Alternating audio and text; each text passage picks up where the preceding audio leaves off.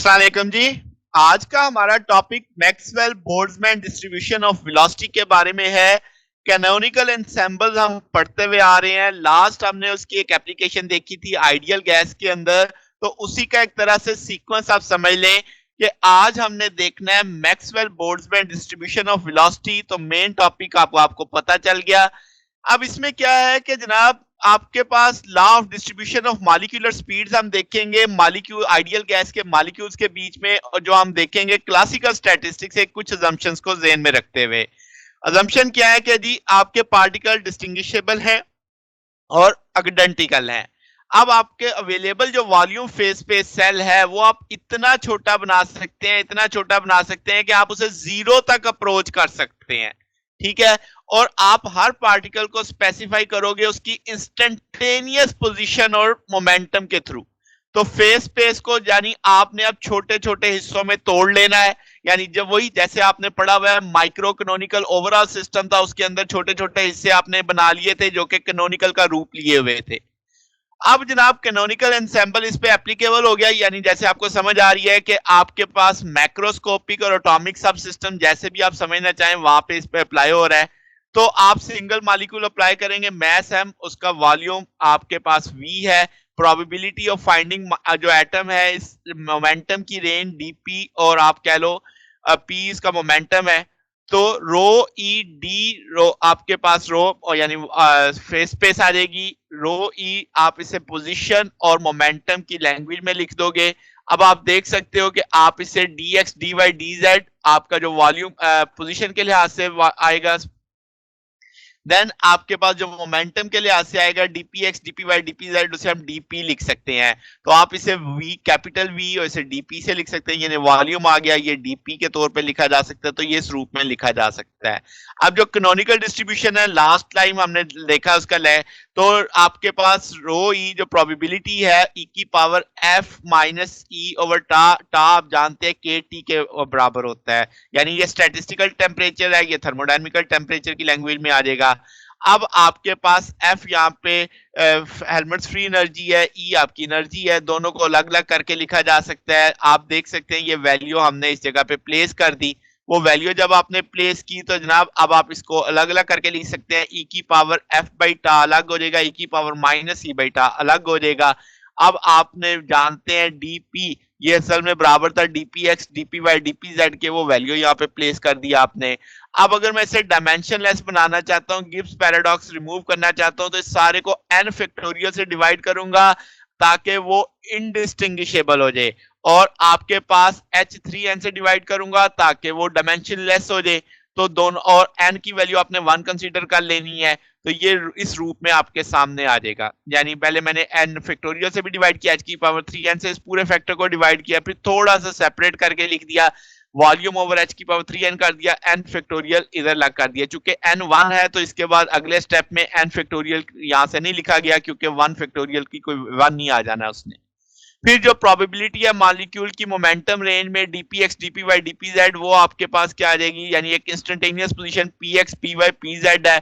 और जो प्रोबेबिलिटी है मॉलिक्यूल की वेलोसिटी रेंज में dv x dv y dv z, एक इंस्टेंटेनियस वेलोसिटी उसकी v x v y v z पे है। वो जनाब अब आप लिख सकते हैं, इस सारे को आप इस तौर पे लिख सकते हैं कि ये उसकी n v x v y z है, यानी नंबर ऑफ मॉलिक्यूल्स आ गए, dv x dv y dv z है।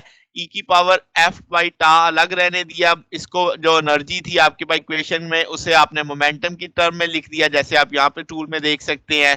फिर आपके पास जनाब क्या है कि डीपी आ जाएगा एम डीवी के तौर पे, वो आपने वैल्यूज यहाँ पे प्लेस कर दी। बात समझ आ गई?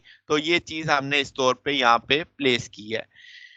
फिर जनाब अब आप देखो मैंने यहाँ पे ना एम वी होल स्केयर लिखा है, जब आप एम स्केयर अलग करोगे तो नीचे वाले एम से वो कट जाएगा, तो सिंपल आपको एम बाई टू वेलोसिटी वाला वन फैक्टर हासिल हो जाएगा। ठीक हो गया। अब आप जानते हैं एफ बराबर होता है हेल्मट्स फ्री एनर्जी में हमने पढ़ा कि माइनस स्टार लॉग जी है, आप टा को दूसरी तरफ जाकर डिवाइड करेगा, फिर माइनस भी दूसरी तरफ चल जाएगा, एक्सपोनेंशियल दोनों तरफ उठा लोगे तो जी बराबर आ जाएगा ई की पावर माइनस एफ बाई टा। यहां से 1 ओवर जी किसके बराबर लिखा जा सकता है, इसका नेगेटिव साइन खत्म हो जाएगा। अब आपके पास ये जो रेड कलर में लिखा हुआ है इसका मतलब ये 1 ओवर जी के बराबर है। तो अगर मैं कहूं कि जो जी आपने पार्टीशन फंक्शन पढ़ा था परफेक्ट गैस का, z बराबर आ जाएगा कैनोनिकल एंसेंबल में 1 ओवर n फैक्टोरियल v की ओवर लैम्डा 3 की पावर n है। अब n की वैल्यू चूंकि हम 1 कंसीडर कर रहे हैं तो 1 फैक्टोरियल जहां जहां n आ रहा है वो 1 आ जाएगा, तो v ओवर लैम्डा 3, तो इसका मतलब 1 ओवर z, तो इसको 1 ओवर z बनाने के लिए इसे उल्टा लेंगे तो लैम्डा 3 बाई वी आ जाएगा। तो ये आपने लैम्डा 3 की वैल्यू भी वहां पे टॉपिक में निकाली थी, h की पावर 3 2 पाई m के m टा और 3/2 आ जाएगा, वो वैल्यू प्लेस कर दी, और ये सारी चीज 1 ओवर z तो इसके बराबर है e बाई एफ टा के, जो यहाँ पे प्लेस की जा सकती है। बात समझ आ गई? यानी e की पावर f बाई टॉ की वैल्यू हम सारी की सारी ये वैल्यू यहाँ पे प्लेस कर सकते हैं।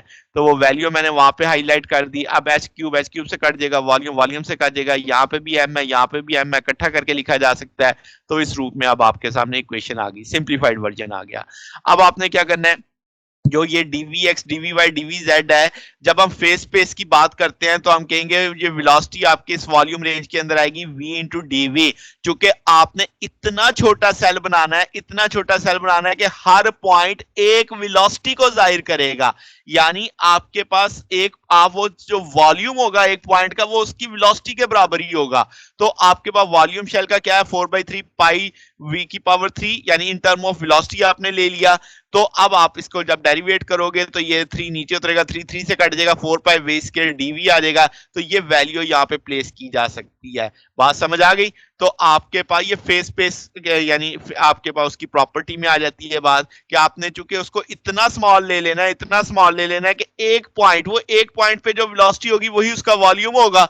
तो वो इस सोच के ऊपर ये काम किया गया है। तो ये वैल्यू यहाँ पे प्लेस कर दी गई। अब आपके पास आपने n अगर मालिक्यूल्स हो तो n से जरब दे देंगे उस चीज को, थोड़ा सा आपने टाक जो थर्मोस्टैटिस्टिकल टेम्परेचर था उसकी जगह थर्मोडायनेमिक टेम्परेचर कर दिया, जहां जहां टा आ रहा था उसकी जगह के टी लगा दिया, के यहाँ पे बोल्ट्जमैन कांस्टेंट है, टी यहाँ पे एब्सोल्यूट टेम्परेचर है, एन यहाँ पे नंबर ऑफ मालिक्यूल्स हैं, एनवीडीवी क्या रिप्रेजेंट कर रहा है, नंबर ऑफ गैस मालिक्यूल्स बता रहा है जो इस एनर्जी रेंज के अंदर होंगे।